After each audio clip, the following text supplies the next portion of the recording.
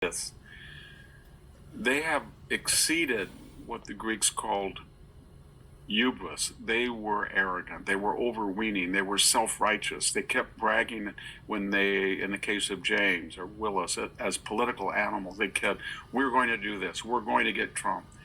And then these forces in the universe said, this is wrong, and we're going to correct it. And what do we find out now? Jack Smith, the federal prosecutor, before he left his tenure, he went to the Covington law firm. That's Eric Holder's law firm, by the way. And he asked and received $140,000 of free legal services. Did he pay taxes on that? That's above the gift tax. I don't know. But if any of you decide that you're going to get a gift of either services or materials or cash for $140 and you don't pay taxes, you're in big trouble.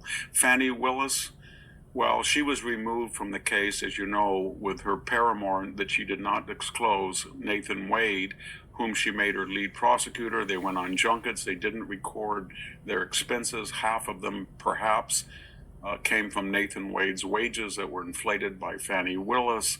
She wouldn't turn over subpoenaed records. The court forced her to pay a fine of $54,000. They took her, as I said, off the case. Now she's facing an investigative inquiry by the Georgia legislature. She's in big trouble. And then we get to Letitia James. She was the most confident, kept giving us soapbox lectures about no one is above the law. It turns out that for years, she was fudging on her real estate investments in an illegal fashion. But because Nemesis always deals in irony, some of the forms that she exaggerated on or lied about were the same things that she alleged that Donald Trump had done on his forms. But it's clearly that Donald Trump had a much better case so far that he didn't do that. She said that an apartment unit had fewer rooms than it did. She said that her principal residence was in Virginia, when in fact she was the New York district attorney by statute. She must live in New York those 5 years.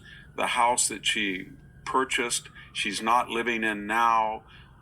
Property, she listed her father as her husband. What am I getting at? She's committing the same type of fraud that she's alleging Donald Trump did. I'll just finish with, remember Stacey Abrams? She was the one that denied she lost the 2018 gubernatorial race. She lost it by 50,000 votes. She lost it again to Mr. Kemp in 2022 by even more, a greater margin. She had a PAC or some kind of nonprofit. It had $100 in it. Then suddenly, when Biden's on his way out of office, over almost $2 billion go under her direction.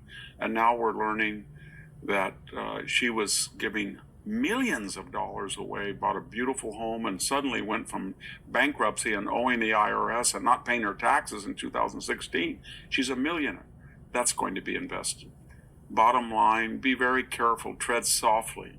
Listen to the sages of the ages. Listen to your secular and your scripture, and no one is above the law, and all of these people felt that they were above the law, and that invisible hand of Nemesis or God or karma struck them down, and it's a good lesson for all of us. Thank you very much. This is Victor Davis Hanson for the Daily Signal.